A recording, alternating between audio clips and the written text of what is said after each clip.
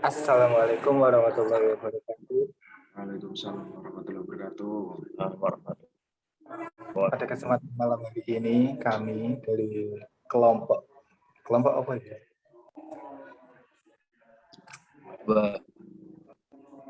Kesek. Apa ini? Kelompok apa ini? Kelompok 2. Benar ini ya. Assalamualaikum warahmatullahi wabarakatuh. Waalaikumsalam warahmatullahi wabarakatuh. Hamdan wa syukurillah wassalatu wassalamu ala Rasulillah amma ba'd. Pada kesempatan kali ini kami dari kelompok 2 akan mempresentasikan tugas yang diberikan oleh Pak Braf yang pada kesempatan kali ini akan disampaikan oleh kami, yaitu satu Ahmad Ramadan, Mas Ramadan mana? Yang kedua saya Bayu Pranoto, yang ketiga Muhammad Amirul Anam, keempat Muhammad Rasul Ridho, dan kelima Mas Rahmat Santoso. Langsung saja pada kesempatan kali ini yang pertama akan mempresentasikan adalah Mas Ahmad Ramadan. Waktu dan tempat kami silakan. Share screen ini siapa? Share screen. Share screen Mas Anam, operator ya. Ya. Bentar, Mas.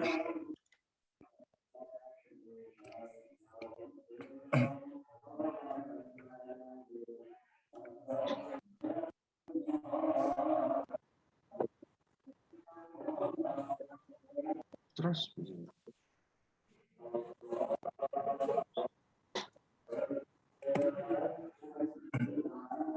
Monggo.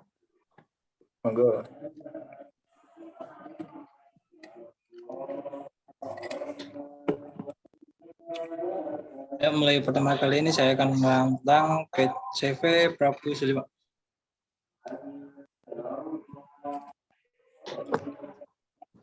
Ya, langsung ke dhisik iki, Bro. Lagi dong. Dilebar. Show.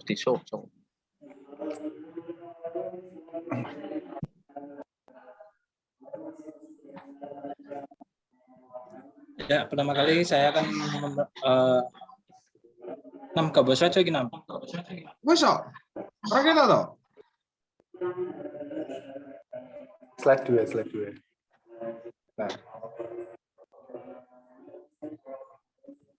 Digedekno. Apa nih? Slide show. Tes. Nah.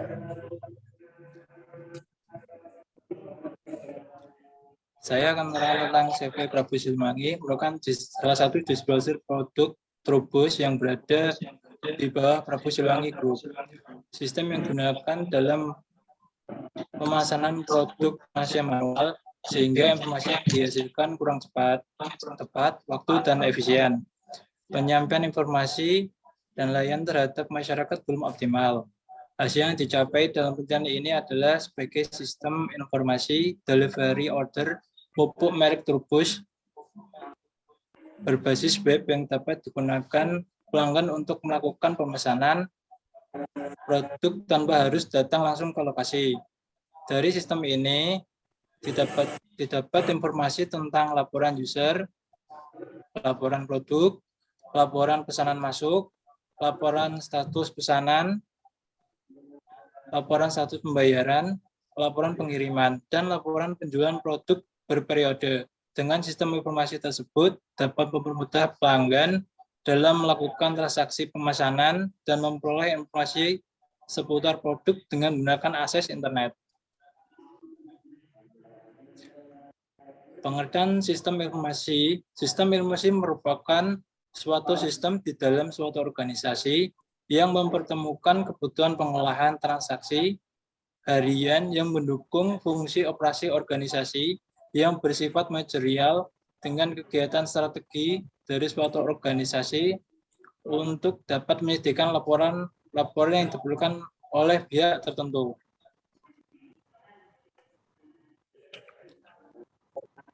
Bagian komponen sistem informasi terdiri dari 6 buah, yaitu pertama perangkat keras hardware, yang mencakup peranti-peranti fisik seperti komputer dan printer. Kedua, perangkat lunak software, yaitu sekumpulan instruksi yang memungkinkan perangkat keras memperoleh data.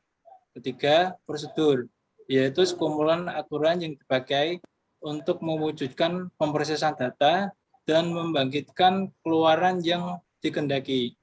Keempat, user atau orang, yakni semua pihak yang bertanggung jawab dalam pengembangan sistem informasi, memprosesan, dan menggunakan keluaran sistem informasi. Kelima, basis data atau database, yaitu kumpulan tabel, hubungan, dan lain-lain yang berkaitan dengan penyimpanan data. Keenam, jaringan komputer dan komunikasi data merupakan suatu sistem penghubung yang memungkinkan sumber resources dipakai secara bersama atau diakses oleh sejumlah pemakai. Siklus hidup pengembangan sistem atau System Development Life Cycle atau SLDC. Tahap pertama yaitu tahap kebijakan dan perencanaan sistem. Merupakan tahap awal dalam siklus pengembangan sistem sebelum suatu sistem informasi dikembangkan, umumnya terlebih dahulu dimulai. Tahap kedua yaitu tahap analisis sistem. Pada tahap ini diberikan penilaian terhadap sistem yang lama dan dipelajari kelemahan yang ada, serta mencari beberapa alternatif pemecahan masalah. Ketiga, tahap perancangan sistem secara umum. Setelah tahap analisis dilakukan, maka dilakukan pengembangan secara umum dan menjelaskan informasi yang dihasilkan sistem tersebut. Tahap keempat, tahap keempat sistem.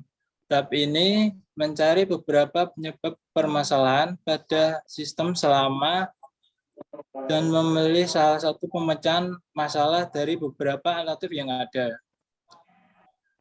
Tahap kelima, tahap perancangan sistem secara terinci. Tahap ini merupakan perincian dari sistem secara umum. Desain sistem secara umum ditransformasikan ke dalam bentuk yang lebih spesifik untuk membangun sebuah sistem. Tahap keenam, tahap implementasi sistem. Terbagi menjadi 3, yaitu menerapkan rencana implementasi, melakukan kegiatan implementasi, tindak lanjut implementasi. Tahap ketujuh, tahap perawatan sistem. Pada tahap ini hanya lebih ditekankan kepada pemeliharaan sistem, perawatan database, dan menjaga kerja sistem yang sudah direncanakan di tahap pertama.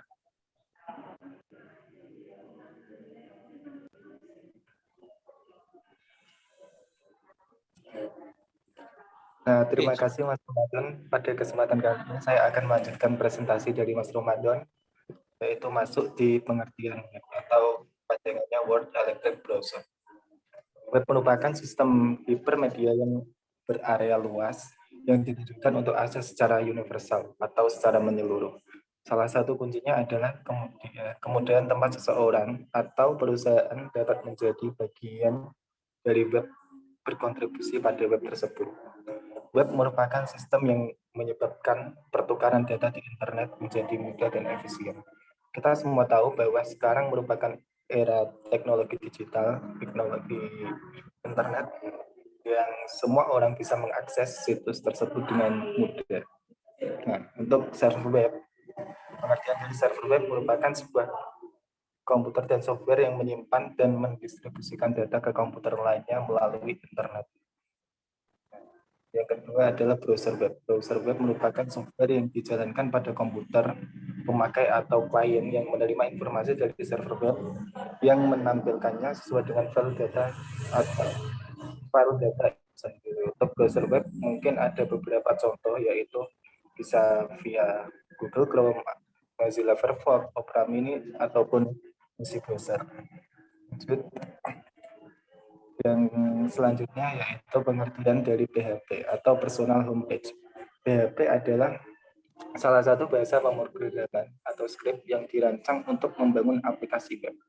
ketika dipanggil dari web browser, program yang ditulis dengan PHP akan diparsing di dalam web server oleh interpreter PHP dan diterjemahkan ke dalam dokumen HTML yang selanjutnya akan ditampilkan kembali ke web browser.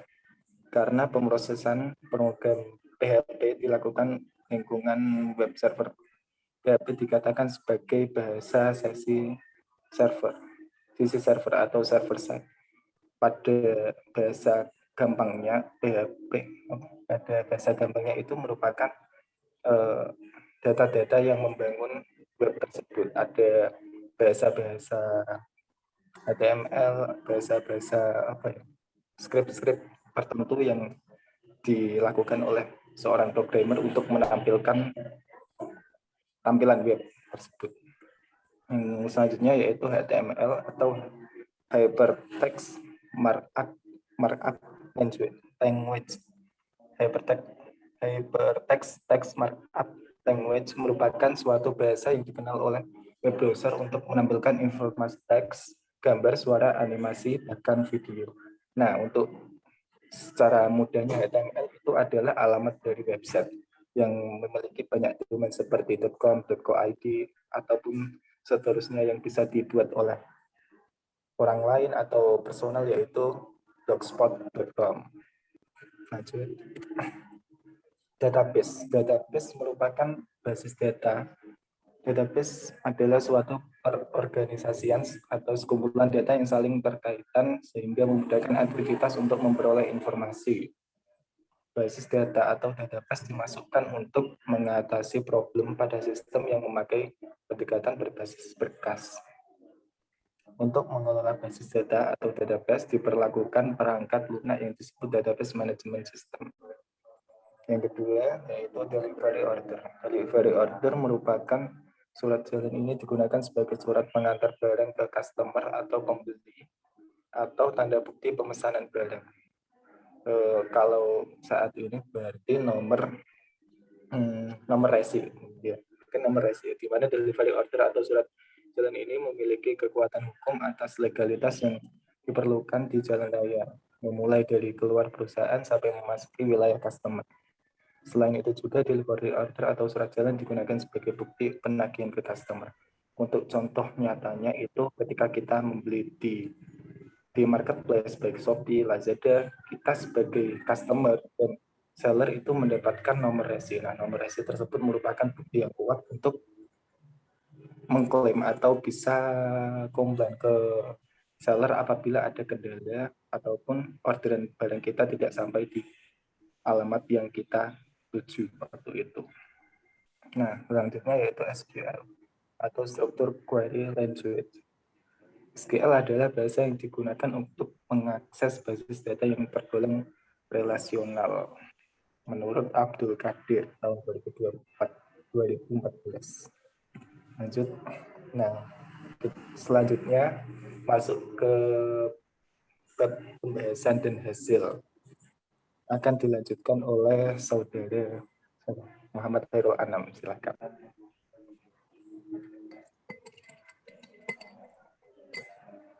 Mas Anam.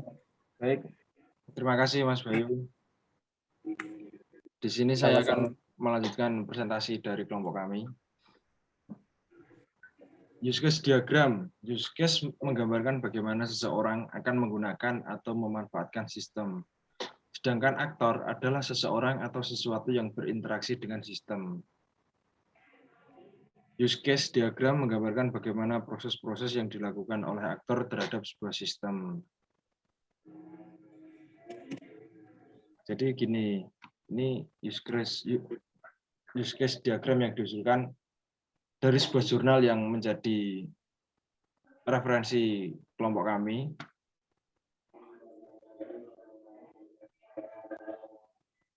Custom limit. Jadi ini pengunjung, terus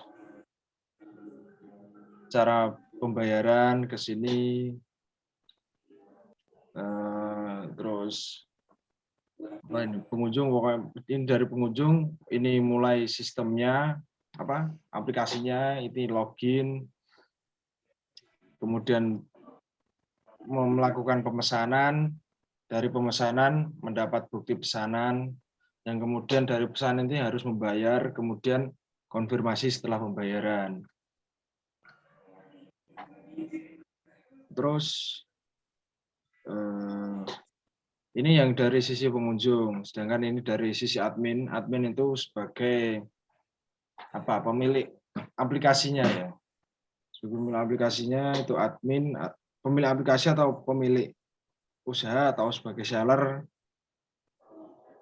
Ini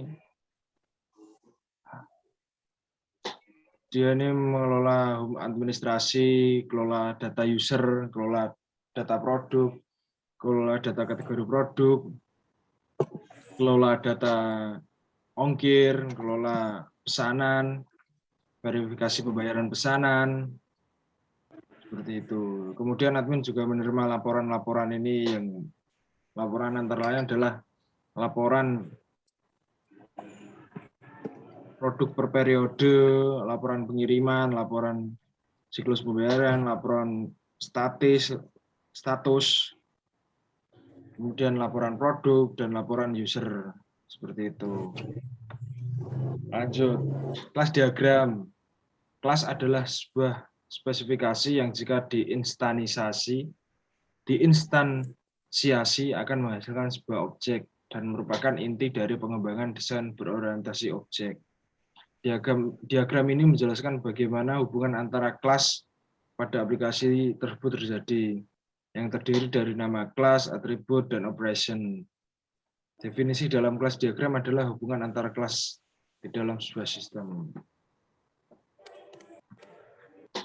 Kelas diagram ini adalah contoh kelas diagram. Maksudnya gini, di dalam kelas diagram user itu tuh terdiri antara ID, nama, email, telepon, alamat, password, level, dan lain seperti itu. Kemudian kelas diagram yang lainnya adalah kota. Kota itu terdiri ID, terus nama kota, terus ongkirnya itu berapa, seperti itu. Kemudian kelas diagram ekspedisi terdiri dari ID, terus nama ekspedisi yang dipakai adalah apa, seperti itu. Kemudian yang kategori produk juga seperti itu, tetap menggunakan ID. ID itu sebagai identitas produk apa atau user dari atau ID dari usernya sebagai identitas agar tidak tertukar dengan ID yang lainnya. Begitu juga dengan kelas diagram yang bagian produk. Jadi di bagian produk berisi nama produk, deskripsi, gambar, harga beli, harga jual, stok, dan lain-lain. Kemudian masih ada pembayaran. Ini terdiri dari ID pesanan, ID user, file, total, status, keterangan. Juga ada kelas diagram detail pesanan, kelas diagram pesanan, kelas diagram pengiriman. Seperti inilah contoh kelas diagram yang dimaksud. Kemudian presentasinya akan dilanjutkan oleh Mas Rahmat Santoso. Silakan, Mas.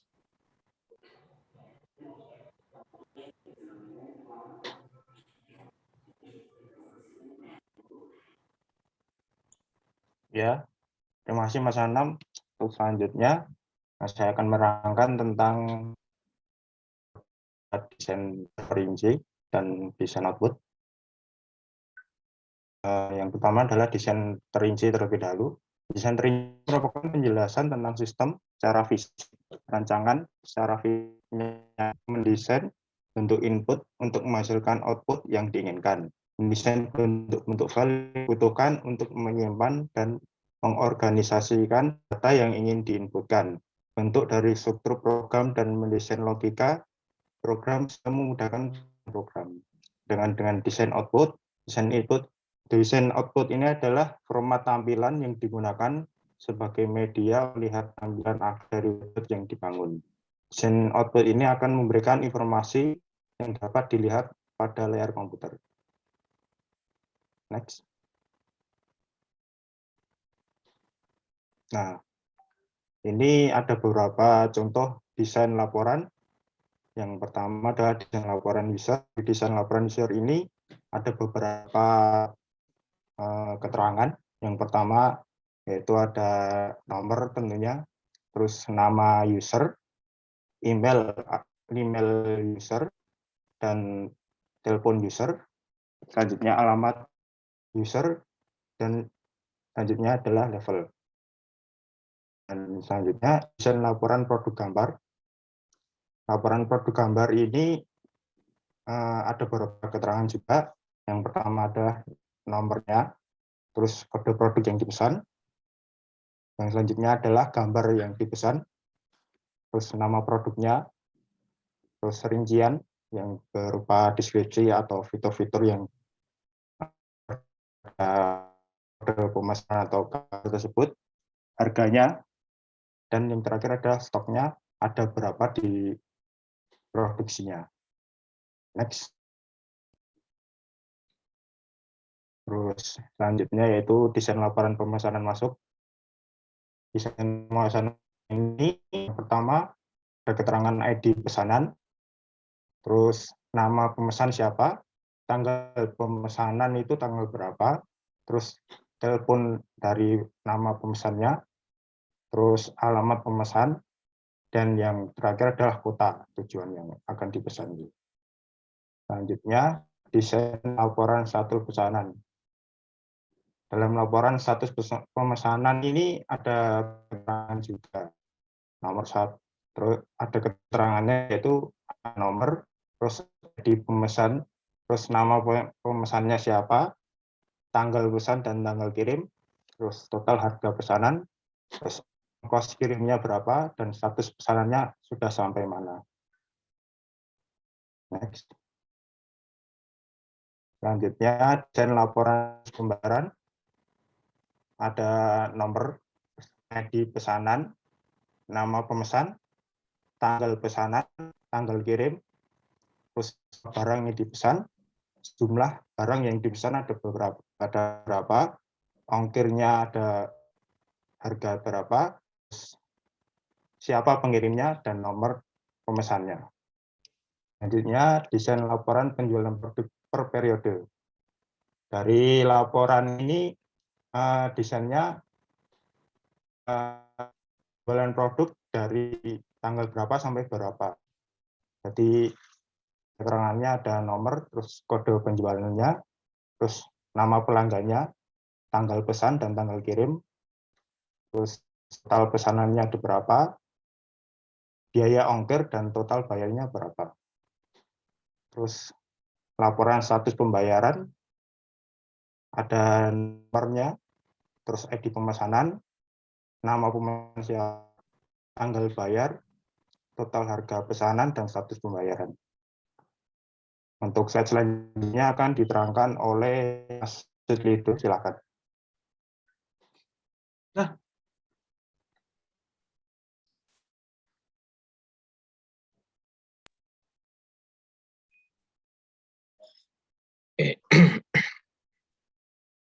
Oke, ini sesi kesimpulan dari pembahasan tadi. Jadi pembahasan ini untuk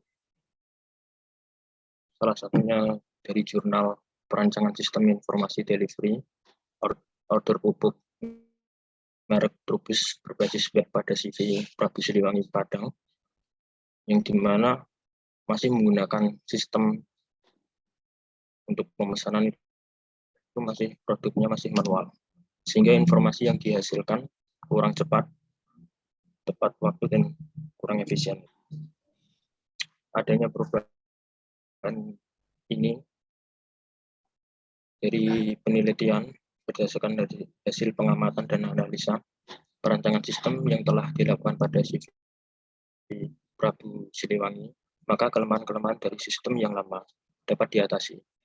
Adapun kelebihan dari sistem yang baru ini adalah dengan adanya sistem informasi baru ini dapat mempermudah pelanggan dalam melakukan transaksi pemesanan pupuk secara online, serta mempermudah user dalam memperoleh informasi baik dalam mendapatkan informasi seputar produk atau barang dengan menggunakan akses internet. Karena pada saat ini setiap daerah telah memiliki jaringan akses internet. Yang kedua, dengan adanya sistem yang dibangun ini dapat mempermudah CV Prabu Siliwangi dalam penyajian informasi yang dibutuhkan pengunjung dengan mudah dan cepat.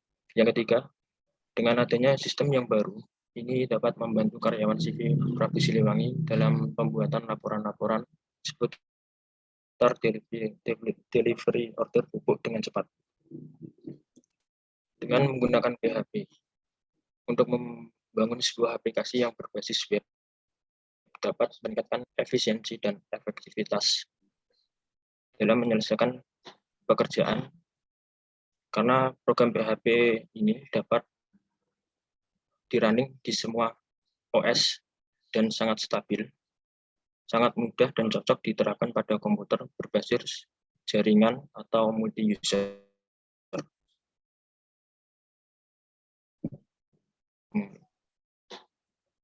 Lanjut. Dan ini sekian dari kelompok kami. Mungkin Mas Bayu boleh menutup dari pembahasan kali ini, presentasi kali ini.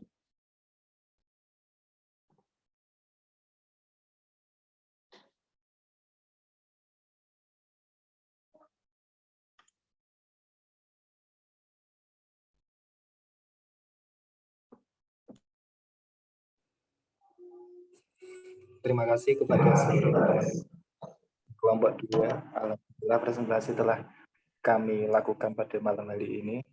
Terima kasih atas partisipasi teman-teman dan mohon maaf kepada Pak Braf atas segala kekurangan saat presentasi kami saat ini.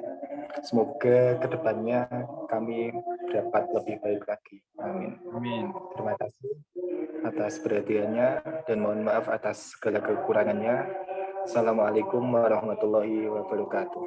Waalaikumsalam warahmatullahi wabarakatuh.